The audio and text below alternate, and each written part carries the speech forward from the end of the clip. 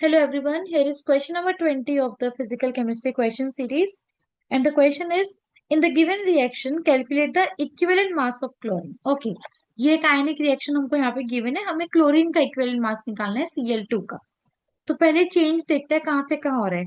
Cl2 में chlorine की state 0 है, यहाँ पे Cl माइनस में तो -1 हमें दिख ही रही है। ClO3 माइनस में क्या हो जाएगा, x plus 3 into -2 is equals to -1. So x minus 6 is equals to -1. So x is equals to +5. तो यहाँ पे क्लोरीन की स्टेट है +5। तो क्लोरीन में क्या क्या चेंज आ रहा है, एक चेंज आ रहा है 0 से -1 का, और एक चेंज आ रहा है 0 से +5 का। जब ये 0 से -1 हुआ, इसका मतलब इसने इलेक्ट्रॉन एक्सेप्ट किया, मतलब इसका रिडक्शन हुआ ऑफ 1 इलेक्ट्रॉन। 0 से +5 हुआ, मतलब इसने इलेक्ट्रॉन्स दिए, तो इसका ऑक्सीडेशन हुआ। सो NO कितना हो जाएगा यहाँ पे 5, इसने 5 इलेक्ट्रॉन्स दिए। ठीक है, फिर जो यहाँ पे हमारा NO और NR आया, इसको मल्टीप्लाई करेंगे एटॉमिसिटी से। क्लोरीन की एटॉमिसिटी क्या है यहाँ पे 2, सो यहाँ पे एटॉमिसिटी 2 है, इसलिए टोटल एन फैक्टर निकालने के लिए हम इन दोनों को 2 से मल्टीप्लाई करेंगे। ये आ गया 2, ये आ गया हमारा 10। अब यहाँ पे सेम ही एलिमेंट का ऑक्सीडेशन भी हो रहा है, रिडक्शन भी हो रहा है, तो इसको हम बोलते हैं disproportionation. This is disproportionation. Disproportionation का ओवरऑल एन फैक्टर का फॉर्मूला होता है n is equals to n1 n2 upon n1 plus n2। अब n1 n2 क्या हो जाएगा, 2 इंटू 10, n1 प्लस n2 क्या हो जाएगा, 2 प्लस 10। So this is 20/12। 20/12 क्या हो गया, 4 5 से 20, 4 3 से 12। This is 5/3। अब हमें क्या निकालना था, इक्विवेलेंट मास। इक्विवेलेंट मास क्या होता है, molecular mass upon N factor.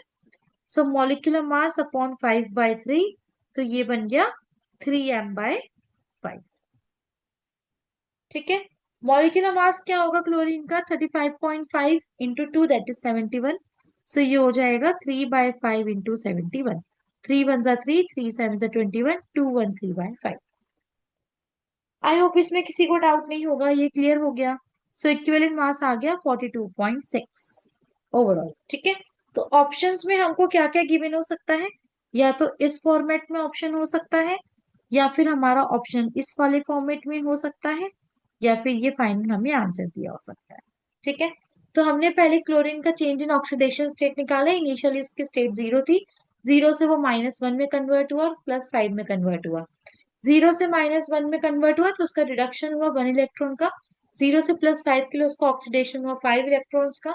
Chlorine की एटॉमिसिटी 2 थी, तो हमने NO NR दोनों को 2 से मल्टीप्लाई कर दिया। सो NR हमारा 2 आ गया, NO हमारा 10 आ गया। देन डिस्प्रोपोर्शनेशन के लिए टोटल एन फैक्टर होता है n1 n2 upon n1 plus n2। ये फॉर्मूला आपको याद रखना है। डिस्प्रोपोर्शनेशन हम कब बोलेंगे, जब सेम ही एलिमेंट का ऑक्सीडेशन भी होगा, रिडक्शन भी होगा।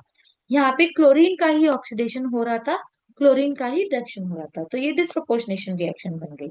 n1 n2 की वैल्यू पुट करी हमने 2 and 10 फॉर्मूला में, तो हमारा n आ गया 5/3। देन इक्विवेलेंट मास होता है molecular mass upon N factor. So molecular mass upon 5/3, ये आ गया हमारा 3/5 m। m की वैल्यू क्या हो जाएगी क्लोरीन के लिए 71। सो ओवरऑल आंसर आ गया 42.6। I hope this was clear to everyone. Now let's see the next question.